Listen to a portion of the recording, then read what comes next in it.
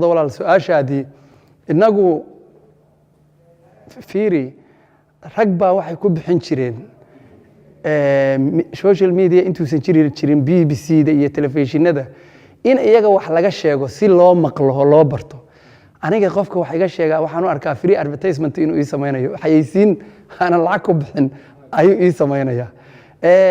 waxaba yaraatee waqtigayga ka horna ma dhimanayo laa yastaakhiruna saacatan walaa yastaqdimuun waayo anigu waxaan ahay nin muslina markaan muslimka si waliba nin qaadiriyaan ka sii ahay qaadiriyadu wax dhahda ma taqaanaa farasiya fatura la baaciyay malag lagu fasaxay nina kama fakado allaahuma salli ladi lowlaahuma kana alan alla aadanow ibna aadanow ma ku dhibi dhawaaqa qur inagu waxaan aaminsanahay si kasta oo haddii shub lagaa dul dhiso inaadan waqtigaaga dhaafin marka waxaas social media waa nimanka politically failure-ka iyo kuwa qaaqlayaasha ee qadadoonka ee raba dowladda inay baad ku qabsadaan oo u soo dhex maraan walaasheen iyo walaalkeen dadka waxa weeye maanta iyagu yani guurkoodii xoogaa ayaan darrada ku dhacday oo waxa weeye adeerkood ku dhintay oo iyaga khalkhalka uu galay calafkoodii dadka uu wareerku galay intay wax la qaybsan lahaayeen ayaa waxay rabaan inay dowladda u soo dhex maraan awliyana wuxuu protect gareeyaa mar walbana u taagan yahay qarannimada Soomaaliyeed marka waxay isleeyihiin yani maaragtay waxay rabaan inay ugu soo daba gambadaan walaashay iyo walaalkay laakiin baroorta orgiga ka weyn ana waa fahamsanahay iyaguna dabcan waa fahamsan yihiin waxa la sheegayaana inay sheegayaan in kale walla iga tahay inaanan kala ogeyn pressure it is my pleasure waxay gelinaysaa pressure ka leysana waxay gelin it's my pleasure marka haddaan xabada fadhi ku ridi jiray difaaca dawladda istaag baan hadda ku ridaya ma gartay laakiin dadka kugu dhagan waxa kamid ah gabadha ree abtigood oo markaasi ku arka in arooskii iyo waxa aad u olaanayso iyo taa ma jirta miya walaalaha sababta aan ku soo galay laba ahayd arintan kow in aan ka hortago haybsooca يعني قورسي دلكي walaalkeen loo dilay in aan yani Soomaalidu waxa la yiraahdaa may iyo maxaatiri baa la yiri walaalaha ree afgooye ama maxamed kubahda maxamed cabdiraxmaan oo aan ogahay waxa xalana ka socda oo la isku dayayo in Soomaalida kale laga horkeeno in muddo aad aragteen iyadoon maxamed iyo ruqiyo aysan taagnayn dhibaatadoodu aad afgooye meel walba ku arkayseen iyadoo ciidan inta la abaabulay kuwa xalana jooga ay hubeeyeen la rabo Soomaalida in laga jaro la iska horkeeno aniguna aan ogahay qiimahooda oo waxa weeye saqaawdiin oo SYL fikirkeedii ninkii asagu ka dambeeyay ah iyo Sheekh Ways ay ka dhasheen iyo Professor Dalxe iyo waxa weeye Qaasini Lawle ay ka dhasheen oo aan waxa weeye we can afford inaan maaragta maanta nala kala qaybiyo shan baa naloo gooyo haddana in maaragta internal problem inta naloogu sameeyo waxa weeye sidii wiilka loo dilay qof kastoo islaama xataa kuwa hooyadu dhashay oo la dhashay gabadhayda ruqiyo ayaa aaminsan oo ka tacsiyeynaya sidii loo dilay inay qalad ahayd number 1 horta inaan tusino walaalaheen inay tahay inaan yani ciqaab wadareed uusan ugu dhicin oo min jahati illaahi ah inaanu ummadeeda aan ka badbaado yeelno aniga iyo adiga iyo internet dhageysanaysa xaq darro markii lagu sameeyo 1974kii markii culimada la toogtay hadii Soomaalidu ka cilahayd ciqaabka maanta ku dhacay tihiya taahana kuma dhaceen hadii maalintaas waxa weeye laba diyaaradood baa isku dhacday dugsi quraan bay ku soo dhacday 1974 marka waxa weeye hadii aan maanta ciqaabtan ka aamusno waxaan ugu dhici lahaa ciqaab wadareed tan kale waxaan ugu imid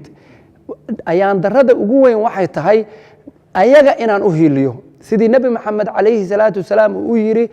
unsuraka kadaliman oo madluuma walaalka gari gardaraba ugu hiili la yiri yaa rasuulullaahi markii laga gardaran yahay la garaye marka uu gardaran yahay see lagu ilaa xaq ku qabo walaalaheen waxaan u tusinayay waxaanu dhacdo maamada ka timid inay tahay iyo caadifad xageeda laakiin aan qabiilka ay ka dhalatay maamadu aysan wax shaqo ku lahayn inaan walaalaha soo hadlaya aysan wax shaqo ku lahayn in waxa weeye aan aabihi uusan shaqo ku lahayn markaan iimaanaynana annaga waxa naloo sheegay inuu odagu siiyay gabadha marka garab istaaga xilligaasi aad garab istaaga u muujisay waqtigaas dadkii u muujiya kamid ahayd annagu waxaanu taaganahay oo haddaba taaganahay in la wareystaa ayaa fiican aroos qaran in laga hormariyo dib u heshiisiin qaran labada qoys loo isku keeno in agoontii laga dhintay wax loo qabto oo 12 noloshooda yatiintaas waxa weeye la quudiyo oo meel loo saaro oo qaranka iyo Soomaalida social media ka soo ordaysa inay wax siiyaan markaa ka bacdi walaalka iyo walaasha isqaba markaa ka bacdi inaan marka dabaqada saddexaad qodobka saddexaad in laga hadlo reerka arooska qaran in laga dhigo iyo badbaadada Maxamed iyo Muxbo in markaa laga hadlo laakiin maxaa number 1 ah number 1 waxa ah haddii dhib yimaado dhabaqa meel beeshay nin ragaha meesha ku dhintay wuxuu u dhintay wax aan Soomaali u dhintay aysan jirin oo waxa weeye waran mariidaysan oo sumaysan iyo dab baa la iskugu daray batrool baa lagu shubay marka waxaan rabaa inaan yani si aan adiguna adu ogaato walaalaha kalena ay ogaadaan horta in waxa weeye laga hadlataa koow marka laga hadlo Maxamed iyo Muxbo aniga aragtidayda Maxamed aan kula hadlay Maxamed Cabdiraxmaan waxay ahayd hadaad gabadha rabto Soomaalidu markay 100 nin iska disho ayaa waxa weeye gabadha godobtira la kala qaadan jiray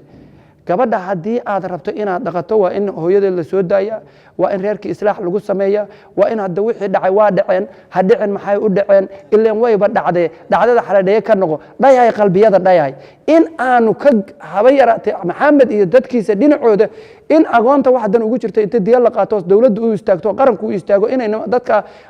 waxa weeye adeer Mukhtaar oo ka dhintay wiilkii la dilay aabaha oo yiri asaga quudin jiray ya haddii inta maanta la soo qabtay la toogto maamada wax macnaha u sameynaysa mala laakiin haddii intay aqligu shaqeeyo oo la heshiisiyo oo reerka loo tago islaaxu beenanaas laga dhex sameeyo agoonta waxbay u taraysaa tan labaad walaalaha soo hadlaya oo aniga eedeynaya anigu ayaga la jirsaday anigu ayaga ayaan waxa weeye aniga iyo adigu ayagu isku qoontaanahay Soomaalidu waa maay iyo maxaa tiri anigu waxaan ahay dadka ayaga lagu tirinayo bahashani waxaan leeyahay war waxaanu qabiil ma aha ama maamada qabiilkeeda ha noqoto ama aabaha qabiilkiisa ha noqoto waxa weeye waa wax dhacday oo waliba waxa weeye wax la yiraahdo Soomaalidu wad ari iyo war dumar midna lama sii wadwado qof dumar wuxuu ka dambeeyay aabihiina haybad uu gabadha u dhiibay markii hore sidii loogu sheegay ayaanu ku soo galnay haddana waxaanu taaganahay walaalaha intay dhiilaayeen kayraa keeskaasi dhacday keeskaas waxay un bay isku sii adkeynayaan qaaqlayaasha kule anaga reer hebel inta walaalka Maxamed Cabdiraxmaan magac u yeela oo la wiilkaas inta magacaan anigu afkayga karin u yeelaya waxay tusinayaan koow horta qabiilkii maamada ay ka dhalatay waxay u sameynayaan qolaad waxay u sameynayaan xadaarad xumo waxay u sameynayaan diin xumo in akramakum indallahi atqaakum bay burburinayaan inamal mu'minuuna ikhwa burburinayaan waxay burburinayaan aayadaadkii iyo diintii islaamka samaawiga ahayd oo 1440 sano jirtay Nabi Maxamed Jibriil ku soo dejiyay ay horta meelka dhacay ku sameynayaan marka waxa la rabaa in ay walaaluhu yimaadaan oo gabadha iyo hooyada ay wiilkan waxa weeye la heshiyaan ninkii dhintay ay la yimaadaan islaax u yimaadaan dawladda baaq fiican u soo diraan annaga nafaraan wax fiican oo dawladda u sheegno oo aanu dadka aan ku dhaxayso laakiin inay waxa weeye waxaas waxay noqonaysaa doqonnimo un bay noqonaysaa ambassador Awliyo dabcan shalay dadkii waxa kamid ahayd markaasi garab istaaga u muujiyay maanta dabcan hadan waad la socotaa oo wiilkii gabadha aabaheed uu soo hadlay wuxuu leeyahay gabadhii aniga ma aanan bixinin sidoo kale inta gabadha hooyadeed marka qoyskii oo hadda dhahayaan anaga aabihii ma aanan bixinin gabadha adeeryaasheed baa bixiyay oo odagiyo jooga hadii markaasi adeeryaalna aysan wax bixin karin marka taa iyada naftirkeeda shalay maadaama sidii aad ogeed maanta arinta ay soo korortay ka waran adi shakhsiyadaada maxaa iska bedelay mise wali sidaadii hore u baatay aniga waxaan u imid kow inaan equality-ga aan u doodo ma cabsado codkaygaan shacbiga ugu cadgooyaay curyaamada aniga u hadla aan cid u noolayne carabkii masaakiintaanihiyo culimo duub weyne cadligan kor yeelaa sidii caalim iyo sheekhe waa yeel caruur iyo haween yaan ku caawimay codkayga nugleer uga daran cadawkooda waxa weeye cashar baan u dhigayaa kuwii diinta caasiyey anigu waxaan ahay horta carabkii masaakiinta ama peace ambassador waxaan ku hadlaa codka shacabka hooyada voice of the voiceless aniga shakhsiyadayda waxa weeye إنما الأعمال بالنيات وإنما لكل امرئ ما نواه فمن كان هجرة إلى الله ورسولك عليه الصلاة والسلام أنا نيتي إذا attention كي وحاها equality إن قرب استاجنو ما أنتنا وحن قرب استاجنا هاي maxamed cabdiraxmaan hadduu rabo inay gabadhaanu 10 wiil iyo 5 gabdhood u dhasho, hadduu rabo 3 wiil iyo 4 gabdhood wixii ilaahay ka siiyo ay u dhasho, hadduu rabo inuu usra khayli uu helo, in hooyada la soo sii daayo, xabsiga laga soo sii daayo, in waxa weeye cafis la kala dalbado, in waxa weeye wixii dhacay laga kaaftoomo meel la iska dhigo, waxa loo socdana reerkiisa uu soo waxeeyo. laakiin waxa weeye aniga shareecada islaamka gabar aan mehersanayn waxa weeye hadee waxa weeye uma dagaalami karo. markaan saas leeyahay ma mid mise mid aabaha aad interviewga ka qaaday wuxuu yiri gabadhayda waa islaanta way igala tagtay. Soomaaliya arag sida loo dhibay aabaha gabadha dhalay inta ciqaab lagu sameeyay Soomaaliya arag wax gabadhaas aabaha ka socdo wiilka ka socdo ayagoo wiilkoodii la dilay dhaaranaya miyaad aragtay? war meeshan qab iyo quursi baa ishaya. dadka afka uburta ka wadaana waxa weeye waa dad quursi baa ku jira, quursi. ma fahamtay? aabaha intuu la marsiiyay Soomaaliya dogeyn 2 qof oo yar baa is caashaqeen, waa loo yimid. markii loo yimidna waxa weeye wuxuu yiri gabadheedu ma mehersana, aabeed ma bixin. aniga markaas waxa weeye yani waxaan ku daninaya inuu masaafaystay. masaafada marka kaalay ta'khiirul ulama hadaad fiiriso Fathul Majiid ka fiirsana waa xaraan. mashhuurul ulama hadaad fiiriso oo diinteedii samaawiga 1400 iyo 40 sano jirtay oo Nabi Maxamed calayhi salaatu wasalaam lagu soo dejiyay aad waxayse oo minhaajka u noqotana laa nikaaxa ilaa liwaliha, macnaheedu waxay tahay in gabadha qaadigu uu wali ka yahay, nikaaxusuna uu jiro. Soomaaliduna waligood la isku meersan jira. waa hadaad adigu Fathul Majiid ka fiiriso iyo 40 sano diin jirtana fikir jirana waxa weeye waa xaraan maqdac ah oo gabadha iyo wiilkaasina iskula dhaceen. hadaad minhaajka ka fiirisana 1400 iyo waxa weeye 40 sano diintii samaawiga Nabi Maxamed calayhi salaatu wasalaam 1440 sano maanta jirtana hijradii 3 asbuuc waxa weeye laga joogay sanad guuradii islaamka laga jooga aad ka fiirisana adeer waxa weeye laa nikaaxa ilaa liwaliha waxay tahay macnaheedu in uu waxa weeye qaadigu uu ka noqonayo gabadhaana ay maajuur tahay, iyaduna uu waxa weeye uu xaquuqdeeda uu qaadigu iyada ay ku mehersami karto hadday wakiilato qaadiga. marka arrintan diiniga xagga iyada noo dhiga. war meesha inta laga fiirinayo intaad waxaas dhan fiirinaysiin meeshan waxa dhacay wax la yiraahdo wiil fiiri 2 beelood kuma soo duulin. annagu waxaan rabnaa preventive badanka yurka hortag wuxuu ka wanaagsan yahay daweynta. meeshan qabiil shaqo kuma leh, waxa dhacay wax shakhsiyan ah. wiil iyo gabar baa is arkeen, wiilkiyo gabadhii waxa weeye sida aad adiguna ogtahay anaan ogahay maamada un baa kacday. odagu xataa aniga ma rabo inaanan danni inaan ku hadlo oo wax badan baa la sheegayay. ma fahamtay? oo nabiga calayhi salaatu wasalaam diinteedu waa diinu nasteexa. haddii fitna meesha ka dhalanayso oo ay fitna ka dhalanayso guurka oo waalidku isku diido hal kala joojiyo rasuulka calayhi salaatu wasalaam si aan dhibaato u taal. fitnatu naa'iba, fitnada way hurdaa. haddii laakiin labadii qof isqabaan oo already is guursadeen, qofka bini aadanka wax qalad uu galo waxa weeye gaalnimada wixii ka soo hara reer muslim uu dumiyo weeye. see marka la sameynaya marka caanada hatay dabadooda la qabtaa. waa tan aan ku leeyahay maxamed cabdiraxmaan you have 2 choice, 2 choice buu leeyahay maxamed cabdiraxmaan. tumi aniga aragtidayda wiilka gabadha ruqyo qabo wuxuu leeyahay inuu gabadha iska furo oo waxa weeye reerkoodii diyadii uu raadiyo oo 3dii odaga dishay iyo gabadha wixii loo dilayay in loo dilo oo uu yiraahdo annaga waxaan rabnaa justice, waxaan ku baahanahay in waxa weeye law has to apply for everybody, sharciga inuu qof walba qabto. waa qodob oo gabadhii ka sabro in uu waxa weeye candhuuftiisa uu dib u noqdo oo waxa weeye islaaxu beenanaas uu raadiyo. 2 qof markay waxa weeye beeluhu markay isku go'aan gabdha gadobtira la isiin jiray uu gabadhii waxa weeye uu reerkii wanaag raayo, hooyadii la soo sidaayo, aabihii uu raadiyo, walaalihii uu raadiyo, dawladda loola kaalmaysto, waxa weeye dadkii wixii xaladhalay laga noqdo oo uu rijaal noqdo. ar-rijaalu qawaamuuna cala nisaa, uu rijaal inta noqdo maxamed cabdiraxmaan iyo dadkiisa oon halkan uga faa'iidaysan uga baaqayo oon dawladdana ugu baaqayo. waxa weeye guurka aroos qaran waxa ka horeeya islaax qaran, in islaax la sameeyo oo labada qoys la isku keeno, in hooyada laga soo sidaayo xabsiga, in waxa weeye reerkii kale la isku raadiyo, reerkii la fariisto. reerka wax hadii la rabo wax nadiifa walaalkay maxamed cabdiraxmaan he has to pay heavy price. aan kula kaftame waxa weeye waxa la yiri dhagihii la oodaan ayaad ku deeqin. aniga hadda anaa kula taagan. anigu maalintii hore waxaan u tagay waa kuu sheegay inaan waxa weeye the voice of the voiceless walaalkii la dilay. adigu ma ku faraxsan tahay sidii uu dhintay Axmed Dawlad? cid ku faraxsanaa ma jirtaa? this is waxaan u tagay. tan dambood i weydiinayso arooskan qaran aad sheegaysana islaaxu baynunaas, dadku diinta faradka iyo sunnada iyadoo shay farad uu taagan yahay oo fitna taagan tahay inaan sunno ka hadalna ma aha. sunna ka hadlaysa meeshaan dhiig baa la isku leesanaa midiyaa la isku haystaa waxa weeye marka hore waa in la isku keenaa dadkii waa in waxa weeye one way oo another ama labadan qof la kala diraa ama lagu wada jirsiyaa islaax oo ay ku waxeeyaan waa inay horta fidnada taagan in la damiyaa anigu ma ka hadlayo kuwan social media oo waxa weeye gardarro garab ogta qaylinaya laakiin he has every rights Cabdiraxmaan Mukhtaar wuxuu xaq u leeyahay adeer Mukhtaar wuxuu xaq u leeyahay Axmed Dawlad in waxa weeye arintiisa marka hore la dhiso aroosna lagama hadli karo wiilkaygu la gubay oo waxa weeye midab kala sooc lagu dilay oo wixii ka dhici jiray waxa weeye Soweto South Africa iyo waxa weeye Black Americanka ku kala dhici jiray slave trade-kii ka dhici jiray inay maanta ka dhacaan ninkii ugu dambeeyay oo gabar British guursada wuxuu ahaa nin Soomaali ah markii la ogaaday qofkii ugu dambeeyay la daldaluuna ahaa British slavery markii ugu dambeeyay midab kala sooc uu jiray waxa weeye 1996kii ayaa diyadii familkiisa la siiyay waxa weeye marka waxaan ku sheegayaa slave trade-kii maanta anagu ma joogno wuxuu xaq u leeyahay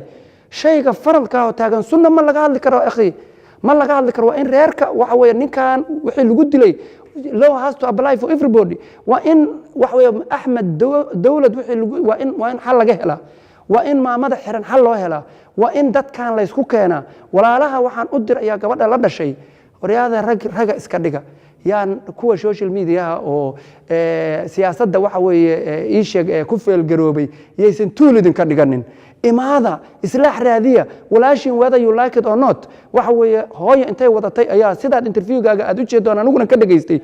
bay tiri maba ku mehersanaa markay wadatay soo noqday tiri haddana waa ugu mehersan yahay waxaa la yidhi haddii gacantaada midig lagugula dhigo laguma dhiftay waa laga soo dharaandhiriyaa waxaan leeyahay walaalaha gabadha la dhashay adinkaa rag ah adinkaa waxa weeye indha u ah ari idihiis waa ido indhahood waa riicad baa la yidhaahdaa gabadhu walaal bay ku faantaa iyo waalid aabba ah imaada oo islaax baashi ka gala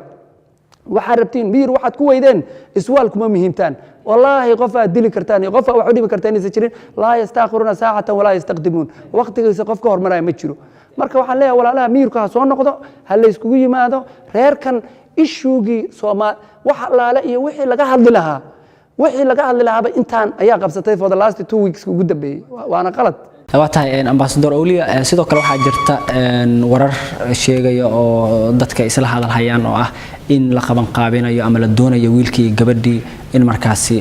la dhoofiyo ama la qaado oo hay'ada ay u doodayaan sida la sheegay marka ka waran xaaladan hadda iyadoo taagan hadii ay dhacdo in wiilkii gabadhii wadamo kale loo qaado maxaa is leedahay way dhici kartaa aniga ma aaminsanayn inay taas dhacayso waxaan u aaminsanayn aqliga saliimka ah waxay tahay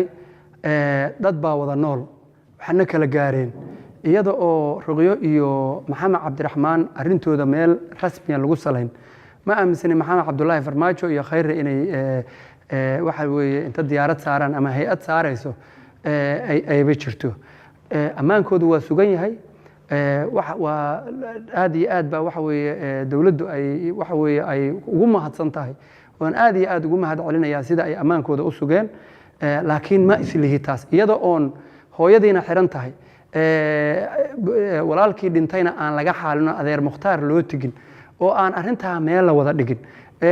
waxa weeye kuwii dhibka geystay kuwii loo geystay aan meel dhaxal isku keenin Cabdulqaadir u malayn maayo inay aqliga saliimka ay wax dhici karta ay tahay halku waa clear walaale halku waxa la rabaa waxaan propagandadan inta la iska daayo propaganda waa part of war in la iska qaato advantage lama rabo aabaha adeer Mukhtaar wiilkiisii waana la gubay waana la dilay mariidna waa lagu dilay waa in laga xaalaa hooyada gabadha Ruqyaahu waxaan u baacaw inaysan sariirteeda si naxariis leh oo kalgacayl aysan ku jiifin waa in xabsiga laga soo sidaaya waa in reerkan la isku keenaa waxaan leeyahay madaxweyne Maxamed Cabdullaahi Farmaajo iyo Xasan Cali Khayre inay guddi u saaraan oo reerkan la isku keeno oo fidnadu intay hurdo laga waxa weeye laga hortago oo marka ugu horeyso horta waxa weeye in waxa weeye wixii dhacay laga bogsoodo walaalaha adeer Maxamed iyo ragga la midkaana waxaan leeyahay aniga uma tacsiyeenayo ninkii wax dilay oo haddana maanta dhaaranayo ma u tacsiyeenayo kaas mana mudna in loo tacsiyeeyo laakiin adeer Maxamed iyo ragga la midka waxaan leeyahay wixii dhacay waa dhaceen hadhicin maxay u dhaceen ileen wayba dhacday dhacdada xaladheeye ka noqo dhayaa qalbiyada dhayaad walaalayaal wixii dhacay waa dhaceen xaabiyo biyo maalinta aanay qorayn waxa weeye let's move forward aan hore u socono